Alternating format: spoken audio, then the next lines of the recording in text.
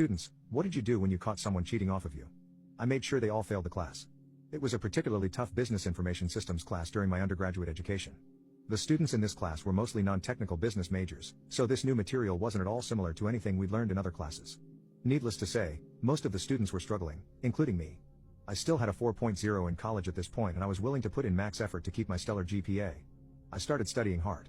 I made my own Quizlet sets, I read the book every night, I finished assignments a week early, and I did outside research. After grinding it out in this class for about a month, I was working on an assignment in a room designated for quiet homework time, and that's where our story begins. Several other students from my class were there and working on the same assignment I was on. Judging by the size of exasperation, the irritated whispers, and requests for help, they weren't having much success. Having studied relentlessly for a month, I was having an easier time of it. I sit like L from Death Note when I take tests so I can focus better.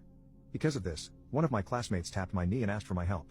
I wanted to go get some water, so I told him I could do that and I'd be right back. I returned a few minutes later to find what I can only describe as a bunch of busy bees happily working away. This was strange since they were hopelessly stuck 2 minutes before, but whatever. My classmate tells me he figured it out without me.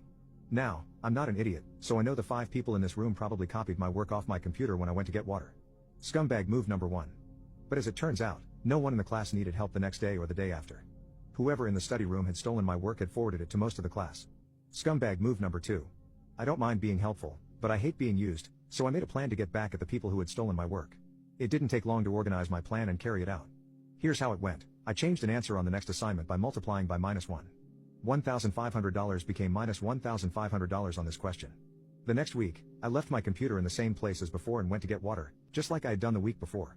75% of the people in my class of 40 people put -$1,500 as the answer to question 3, which was definitely incorrect.